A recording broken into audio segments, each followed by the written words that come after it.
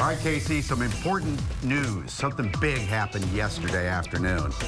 2 million passwords stolen, basically, and nobody can tell if they were hacked.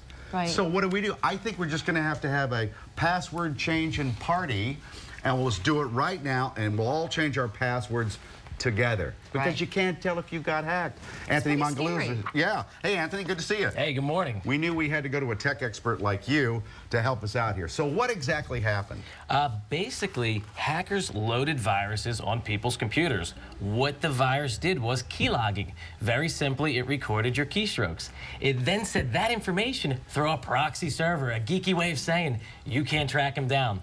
Now, once they have that information, they could have your email address, your password, and whatever else you typed in on your computer. How did it happen? How did they trick you into giving the information? Well, there's no official reason out there yet of how the software was actually loaded, but your typical stuff, clicking links in emails, opening attachments you're not familiar with. A user had to bring that virus onto their system. So this isn't so much a password problem. This is a virus that is now on your computer, so you've got to use an antivirus software. Absolutely, and I'm not endorsing McAfee. It's a good product, but there's lots of other good ones. Just putting that up there to see.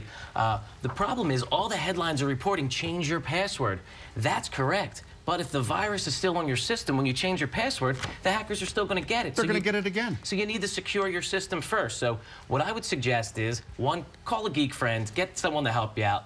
But you should run an antivirus software like McAfee. Okay. And there's another program out there, and there's many others like this, called Malwarebytes. Yeah. You need to keep your computer clean. You need to make sure it's good before you do anything. But let's say that we still want to change the password today. It's probably a good idea. What are the common mistakes? Big common mistake, and this is the most common. You use the same password for everything. That's like having one key that runs your whole life. Your banking, your email, your Gmail, your Facebook. They could be similar, but they need to be different. The second thing, this virus attack has shown people are still using weak passwords. Password is not a good password. Your initials, your name, that's not good. That's easy to hack. Your address, your children's names, 1, 2, 3, 4, 5, 6, 7, A, B, C, D, E, F, G. Yeah, and a common thing, or a common unknown thing with computers, you're better off writing a sentence. I'd be better off making my password, I love Mike Jarek, !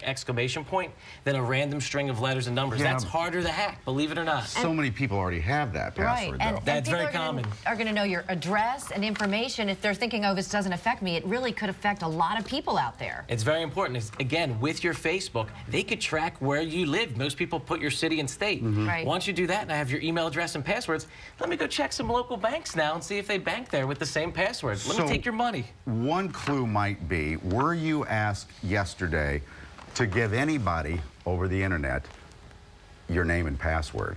And here's That's how they got you. Well, they didn't even ask. They just took it. Oh, they took it. They took it silently. But the other thing that could be a telltale sign is when you go to Facebook, when you go to YouTube, if you look at your address bar, which is really right up here, if that's a different URL, if it says something other than Facebook, assume you're not on Facebook. Assume you're on a fake site. That is something we forget to do almost every day. As you look at that top line almost every time you log on, and there's something suspicious up there, don't click. Don't click it. In an email, when you get those weird links, you hover. If you just hover your mouse over it, it'll show you the real web address you're going to. It doesn't match half the time. Good to see you, man. All right, Pleasure. thanks.